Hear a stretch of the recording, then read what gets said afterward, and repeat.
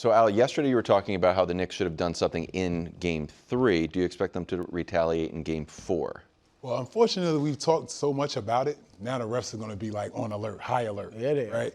Both ways, though, because now Wemby kind of can't get away with his little cheap stuff. Why not? What can't Wemby do? Well, you would think that he can't get away with it. But I expect them guys, you know what I'm saying? Like, everybody should be, when they running across the lane, anytime you cross his body, give him a little chuck. But a little bit, but not something where we definitive. know, like, oh, that You was can't, the retaliation. you can't now, right? You know what I'm saying? Maybe, and my whole thing is just like, make your fouls count. So if he gets you in a way, make sure he's picking himself up off the floor all night tonight. That's another way you can send a message, in my opinion.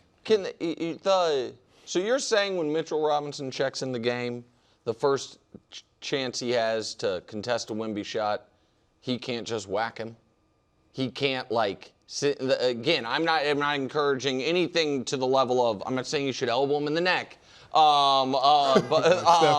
but, you know, come down hard and risk a flagrant one. The problem, I would just say the problem with that is, you know, obviously Mike Brown's been here before, right? And we understand, like, the goal is to win the game, right? To win the championship, not to get a get back, right? So I think if you can get him within the confines of the game, go after it, right? But you don't want to get a flagrant foul in the wrong part of the game that can, you know, change the momentum and different things like that. So those are things you got to think about in those instances. But I think that the first 2 games before that, they were getting them. You know what I'm saying? They were chucking them. Every time he was in, you know, he had no freedom of movement.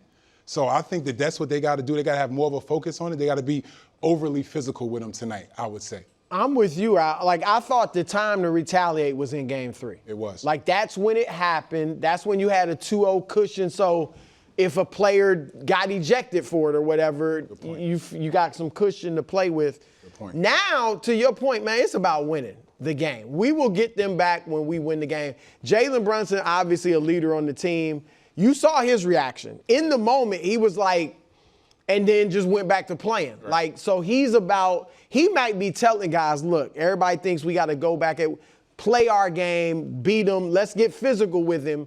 But I just don't see like one incident where we'll all be like, oh, that was it. That was it. That was for him. I think they'll be physical with him, to your point, so he can't get to the rim as easily as he did in Game 3. But I don't necessarily see something coming. Kick around a hypothesis to you, Al. Last series, we saw Chet really be bothered by and intimidated by Wemby. Maybe a physical play, maybe just like in his head. Once his shot gets blocked, his game did not get better. His game got worse. Part of me thinks that if Mitchell Robinson went in there and nailed him, he might play better. Since his issue is being Wemby might. Since the issue that you have is being passive, playing like a guard. Yeah. Could you see the physical play inspiring and motivating Wemby? I mean, to your point, like if he hits him good enough and it doesn't hurt him, right? And we all like take it like, oh, that was the shot and it didn't get me good. He's gonna laugh it off, right? He's gonna laugh it off. Well, that's pick bad. himself up, and then continue to play the game, right? And like I said before, you know, I think playing in New York, in Madison Square Garden specifically, is gonna bring out the best of him just anyway. So I think he's gonna play well regardless. Okay. I just want this to be on the record. Sure. I think this is unfair to the Knicks. I think this is the NBA version of what the media did after Wemby elbowed Naz Reid, where then the next game was his revenge when he was the perpetrator. It is now that what we all think is the NBA, and we all saw this play, the NBA is deciding to look the other way. Yes. While we know that happened, and now we are anticipating, and they are going to have a very watchful eye to make sure nobody retaliates. Yep. But I don't think anybody said that. I think what I was saying, and I think what Al was saying, is the Knicks can't get sidetracked. Right. Where like we were looking for a chance to nail Wemby and let him know this is retaliation. I'm not saying the refs are gonna eject Mitchell Robinson. I think it's a hard foul. I think the Knicks.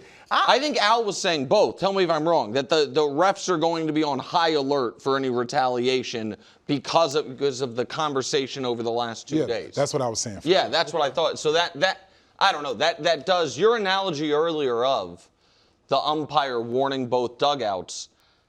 That always feels unfair to me and enrages baseball managers when their dugout gets warned when their team's been beaned and they haven't beaned the other team yet. Yeah. Sometimes that happens when you bean the guy the previous day. I understand, but sometimes it happens preemptively. Yeah.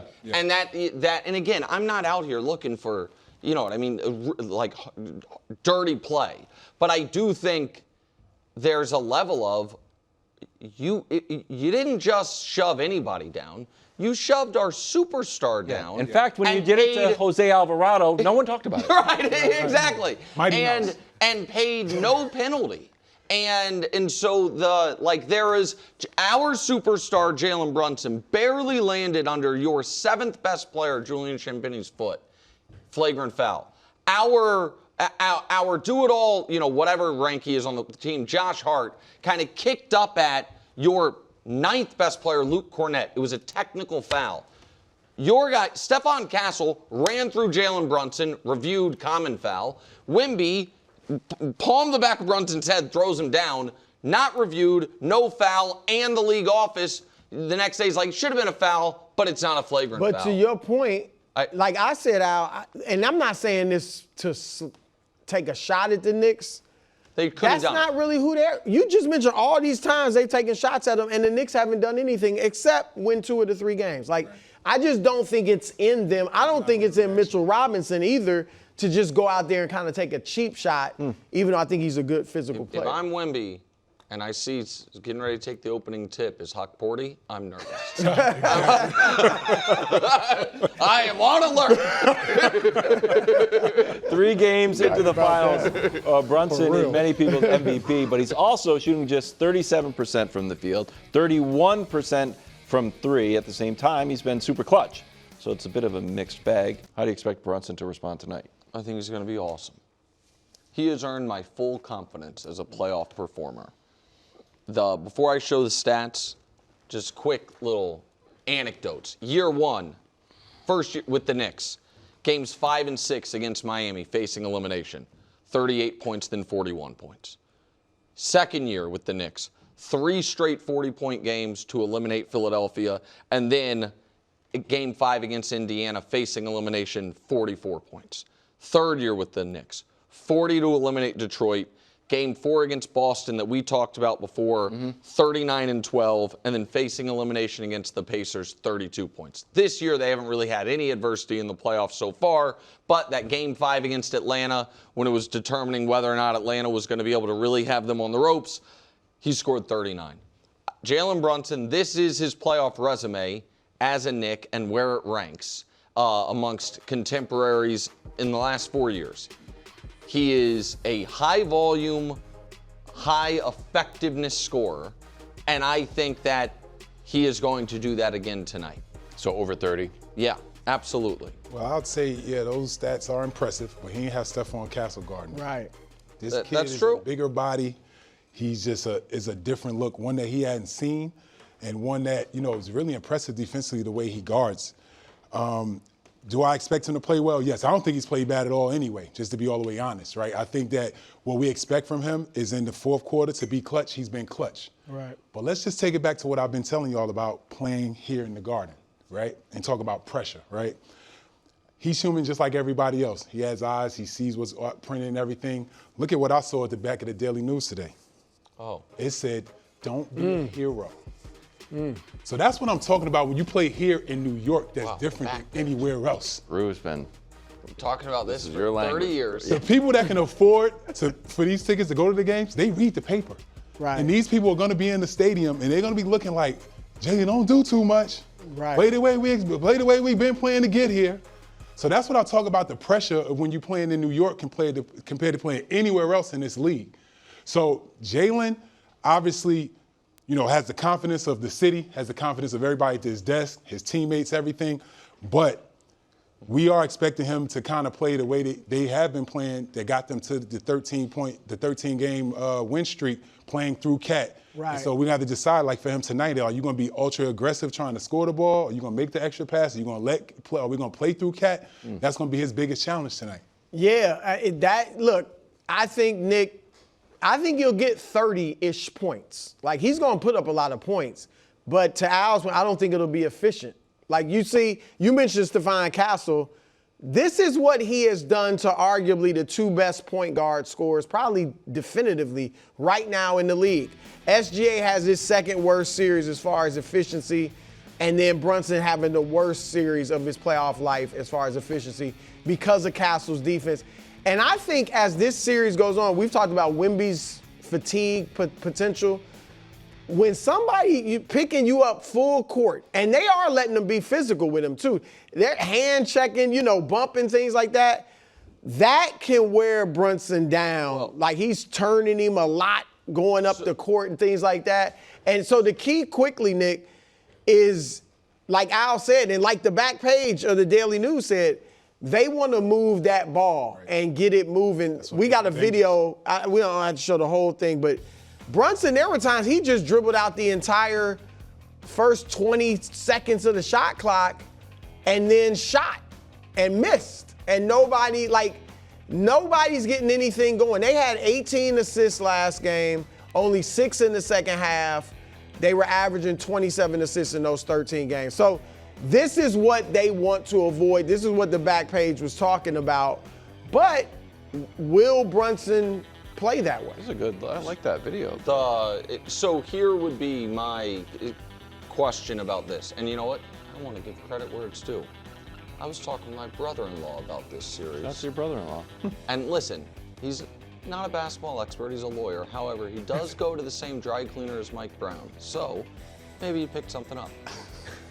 And he said, why don't they just ask Josh Hart to bring the ball up? To save Brunson's legs that a bit. Pressure? But I don't think. Hold on, but Kat, do you think? I don't think Hart can bring it up effectively, consistently against Castle or Harper. But so here's my question: if Josh Hart brings the ball up, are they all of a sudden taking Castle off Brunson? Like, because if Castle's might on put Harper on him or five. and so and because the other thing the Spurs have been doing is they have been. And this is something that Cat needs to affect by impacting the game.